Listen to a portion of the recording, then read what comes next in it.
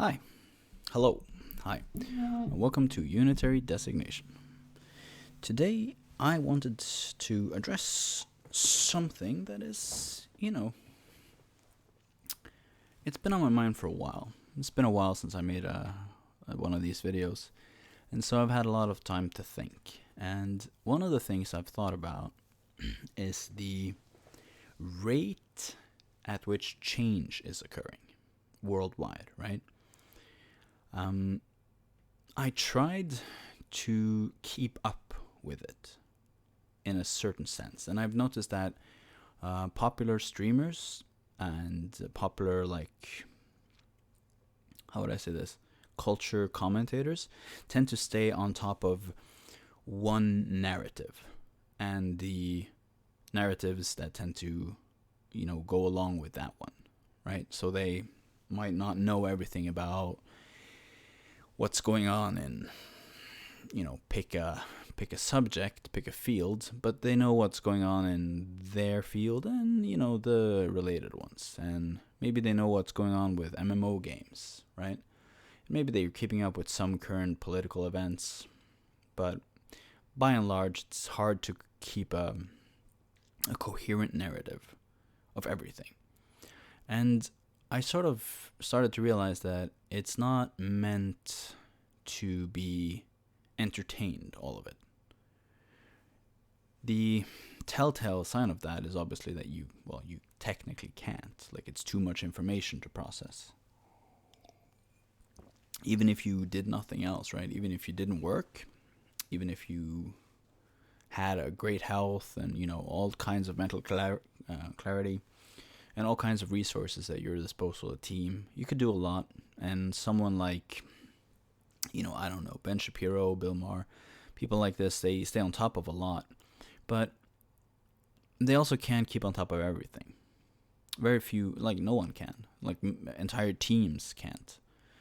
And so it's part of the processing I've been doing, that what would it be like if you could keep up with all fields, right? With all developing fields and news and everything. And, I think you'd certainly have a lot of connections to draw that aren't drawn yet. And that's why I like offbeat commentators, right? Political and, just social offbeat commentators. People who see connections that others don't see. And I like comics a lot for this, because they're not just able to see them, they're also able to bring it to light in a way that is illicit humor, which is the kind of, you shouldn't say this, but it's permitted. What is the old saying? Humor equals tragedy plus time, right?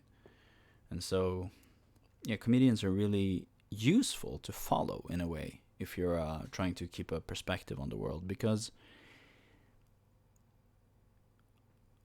I heard recently that comics used to have the final say.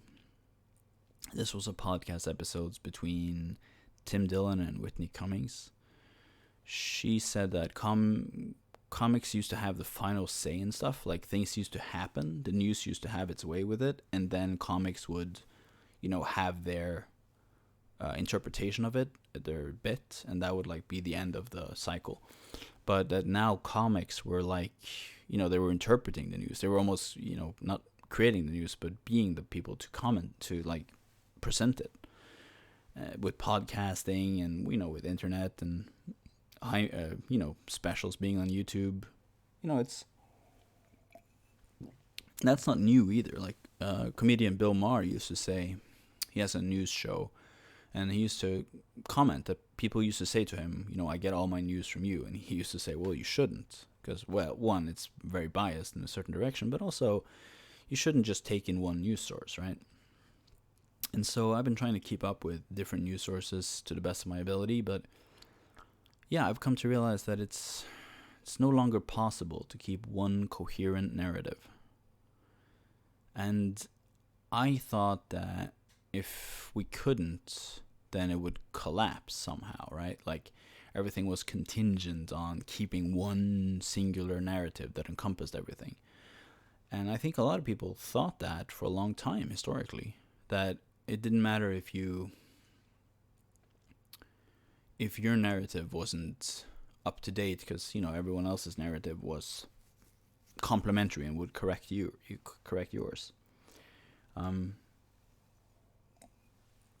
But now it's my opinion that you can certainly keep a coherent subjective narrative, but I don't think you can keep a coherent narrative of your own life. Of everything that's going on in your own life. So I don't know. It's been on my mind, the limits of that, which also means that there's blind spots, things I can't see. People offer their hot takes, and then they get kind of pushback, or people agreeing with them, and it's no longer possible to keep I can't keep up with the left and the right at their extremes, and no one can.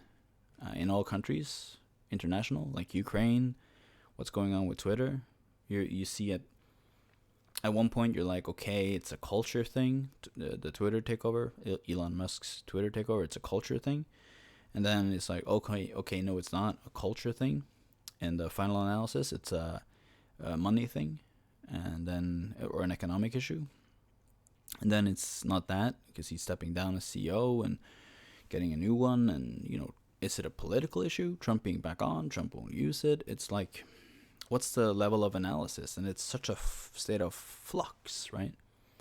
And people who used to be independent commentators, right, just commenting on YouTube, offering their thoughts, they're behind these paywalls now, right?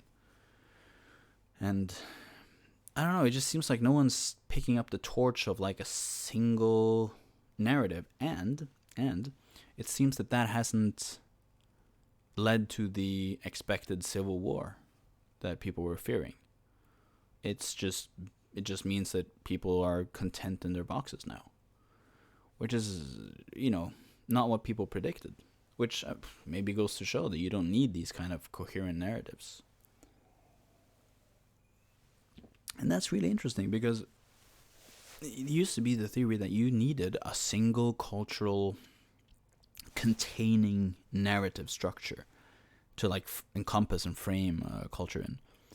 And maybe that's true, and maybe the narratives are just of a deeper substrate than you can articulate. But maybe you don't, right? Maybe you just don't need a religious or theological or philosophical encompassing framework. Maybe people can be sustained by just living in their own self-generated narratives and pretending that certain aspects of their own narrative applies to everyone else. And maybe we can just get by with that. I mean, it's hard to say, right? Because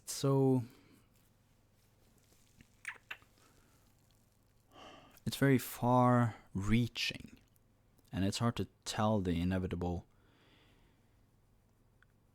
consequences of it. I used to look into the future of the Americas, and I used to see a civil war in the North, but I don't anymore. And not because the people aren't batshit, but because there seems to be a limit to people's, not their disagreements and not their violent extremist ends, but the damage that the extremists can do, keeping fully in mind the, insurrection attempt at January 6th and the riots that were caused during the lockdowns, looting and pillaging and all that. It still seems that it's moving on. It's keep projecting itself onto new. The game still goes, is what I'm trying to say, and yeah, it doesn't seem as bleak now, which is good in a way. It seems to be this kind of weird optimism that isn't exactly hopeful. It's just more like, that's what happened. It keeps going. So that's good. I'm happy for it.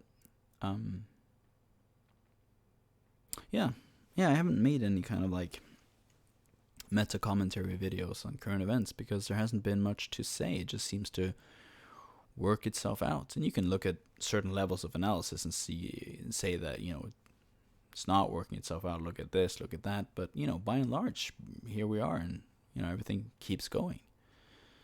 So that's been positive. It's been very positive, actually.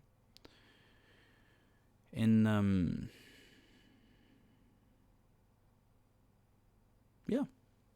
So that's what I had to say about that, I suppose. The collapse of grand meta narratives wasn't, fatal, and that's been very uplifting to see. So, just thought I'd share that, and have a good day.